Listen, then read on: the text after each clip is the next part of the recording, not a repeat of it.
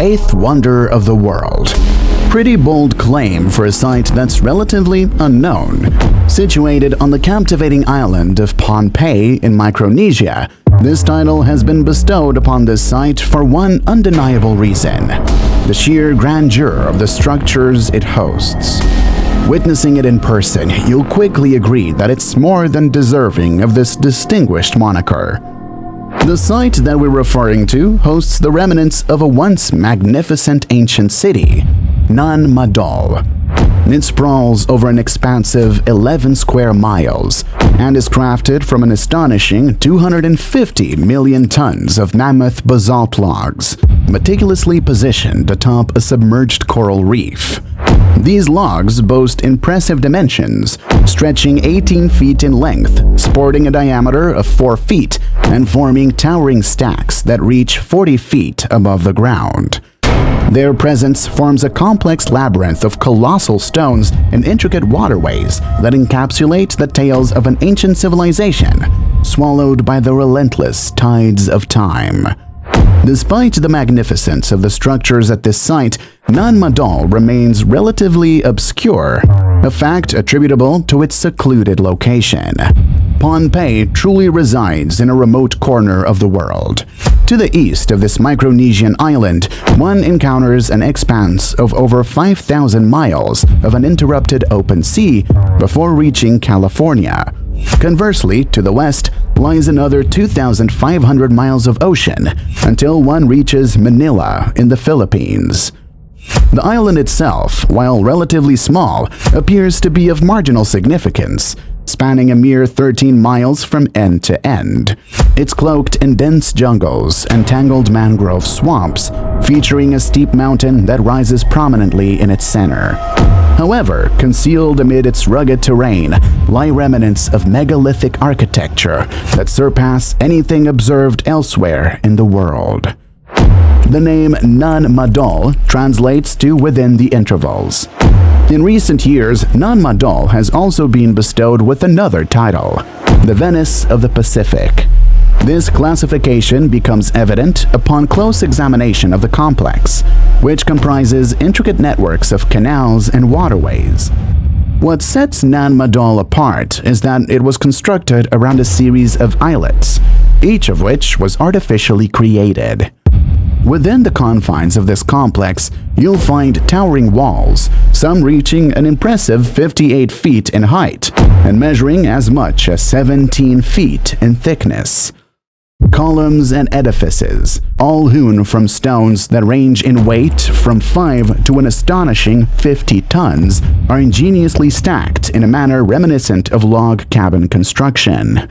Astonishingly, it's been calculated that the site's construction required the utilization of over 750,000 tons of stone. In fact, some audacious claims put forth by researchers suggest that, in terms of the quantity of stones used and the labor invested, this site rivals the monumental scale of the Great Wall of China and the Pyramids of Egypt. The city's design is a testament to meticulous urban planning, characterized by a grid layout. The islets, interspersed with tidal canals, were purposefully allocated for various functions, including residential areas, spaces for food preparation, canoe construction, and ritual activities. At its zenith, the island was believed to be inhabited by as many as thousands of people.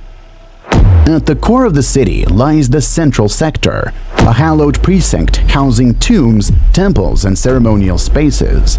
Within this central sector, the Nanduas, also known as the Royal Mortuary, stands as the most luxurious structure, encircled by 2 sets of walls, reaching a towering height of 8 meters. Its gracefully curved corners enclose an area larger than a football field, and one of its cornerstone stones is estimated to weigh an astounding 50 tons. The construction of these megalith structures is a perplexing feat that defies understanding. It prompts one to ponder, how did the inhabitants manage to transport these colossal stone blocks, with some weighing up to a staggering 50 tons, to this distant location amidst the tumultuous waves and perilous coral reefs? Numerous theories have been proposed to unravel the enigmatic construction of these massive stone structures. In contemporary times, carbon dating investigations conducted on the megaliths at Nan Madol suggest that the commencement of its construction dates back to around 1180 AD. This finding leads to the prevailing conclusion that Nan Madol was established by the Seljuk dynasty, the rulers of Pohnpei during that era. The Seljuk people were initially an external tribal group who migrated to Pohnpei and established their dominion over the island. Nan Madol appears to have served as the residence of the privileged ruling class of the Seljuk dynasty, functioning as both a political and ceremonial epicenter of power. In their pursuit of control over their subjects, the Seljuk dynasty skillfully achieved the unification of the various clans in Pohnpei. To assert this authority, the rulers compelled local chieftains to abandon their native villages and relocate to the city, where their actions could be closely monitored and regulated. While the majority of the inlets were designed as residential areas, certain inlets had distinct and specialized functions, such as food preparation, the production of coconut oil, or the construction of canoes. The main island held the sole sources of food and fresh water, necessitating their transportation to Nan Madol by boat. The reign of the Seljuk ruler was characterized by absolute authority, which became increasingly oppressive with each passing generation. The entire island, along with its inhabitants, was the property of the Seljuk ruler. Land was apportioned to a class of landlords who supervised the commoners responsible for its cultivation. In exchange, commoners were obligated to regularly provide tributes of fruits, fish, and other provisions to the ruler. Over time, these demands became so burdensome that the population endured a perpetual state of hunger and servitude. When the Seljuks were overthrown in the late 1600s, the site was abandoned, ultimately leaving behind the enigmatic ruins that endure to this day. If you believe the mystery of this megalithic site concludes at this point, get ready for an intriguing journey. Further research at the site presents an unexpected twist. Some studies indicate that the earliest human presence at Nan Madol can be traced back to well before 1180 AD, reaching as far back as the 2nd century BC, and perhaps even further back in time. This challenges the traditional narrative, suggesting that the site may encompass a history that extends beyond the reign of the Seljuk dynasty. A fundamental question emerges when we adhere to the notion that the Seljuk dynasty was responsible for building Nan Madol 1,000 years later. What extraordinary means did they employ to accomplish this remarkable achievement? To begin, it's essential to note that there are no stone quarries in the immediate vicinity of the Nan Madol site. Consequently, the colossal basalt stones comprising Nan Madol must have been transported from afar. The crucial question is, how was this accomplished? The challenging terrain of Pohnpei's rugged island made this accomplishment appear nearly impossible. It's assumed that they either quarried the stones from the same island or sourced them from a smaller island nearby. In either case, the challenging task was to transport these stones across the ocean to the site. Initially, some suggested that bamboo rafts might have been used for this purpose. But this theory was swiftly discredited when the sheer weight of the stones employed in Nan Madol was taken into account. It's questionable whether they had the technological capacity to construct rafts capable of transporting 50-ton stones. But the inquiry extends beyond the method of stone transportation, whether it involved rafts or some yet undiscovered approach. The subsequent inquiry concerns how these stones were raised and intricately assembled into architectural elements, walls, and canals by people who lacked access to pulleys, levers, or other modern technological advancements. Even in the present day, lifting a 50-ton stone is an arduous task, necessitating a robust crane and a proficient crew. Further deepening the mystery in this hypothesis is the estimated population of the entire island of Pohnpei during its peak.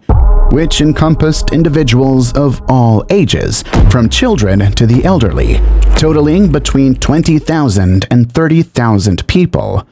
This population figure does not align with the labor required to execute a project as monumental as Nan Madol. The barren island struggled to sustain the basic needs of its inhabitants, let alone accommodate a colossal endeavor like the construction of Nan Madol. In fact, it's been estimated that, considering the population of Pohnpei and the count of individuals capable of working on the island, the creation of Nan Madol would have required a span of over 3 centuries to accomplish. This is now how we connect the dots to the legends of giants in Nan Madol. The labor and effort needed to build these structures are so massive that it couldn't be done by ordinary humans. There are those who contend that accomplishing this could have only been feasible with the involvement of colossal beings, perhaps giants. Local legends exist that attribute the creation of these megaliths to giants, said to originate from the mythical lost continent of Mu, or the vanished islands of Lemuria. According to these tales, a small group of foreigners arrived in boats from the western seas, exuding a distinct sense of belief, as if they had at last found a sanctuary or haven, a place to establish as their home. These newcomers were of extraordinary size, frequently depicted as giants, and they were under the leadership of 2 brothers, named Olozipa and Olozapa. These sibling figures possessed extraordinary magical abilities, which they predominantly employed to construct an extensive megalithic burial site, which is the Nan Madol today. Reports of discoveries have surfaced, further substantiating the assertion that giants played a role in the construction of these colossal edifices. Let's focus first with the findings of Victor Berg, the governor when Pohnpei came under German rule. Berg, known for his unpleasant and ruthless nature, had spent a significant part of his adult life in the Pacific Islands. Ignoring the stern advice of the indigenous people, who believed in supernatural protectors of the site, Berg set out on an expedition to investigate Nan Madol in 1907. His explorations yielded remarkable results, as he stumbled upon an extraordinary find: a sealed tomb believed to house the remains of Pohnpei's ancient rulers.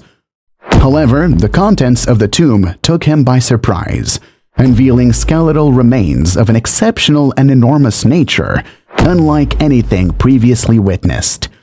The bones were gigantic, suggesting the possibility of a race of giants standing around 10 feet tall. Berg found himself pondering whether such a phenomenon could indeed be real, and if so, who these colossal ancient rulers might have been. On the night of this discovery, as Berg tried to find sleep, a ferocious storm swept over the island, subjecting the landscape to relentless lightning and torrential rains. From afar, Berg and his companions said they could hear the eerie sound of conch shells echoing against the mountains of Pohnpei. What's even more puzzling is that they claimed to see strange glowing orbs in the sky during the storm. The following day, it appeared that the storm had passed, and Berg was resolute in resuming his work at Nan Madol. Yet, as he approached the site, an abrupt halt seized him, causing him to collapse on the spot, and tragically, he suddenly passed away. The locals swiftly asserted that Berg's destiny had been sealed from the moment he disturbed Nan Madol. In their eyes, his unexpected death, combined with the preceding storm, served as undeniable proof of the unseen guardians safeguarding Nan Madol.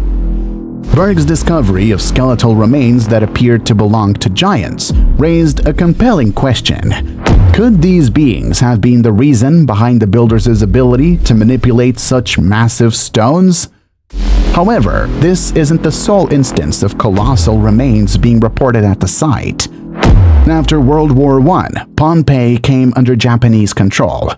Much like those who came before them, the Japanese administration initiated an exploration of Nan Madol.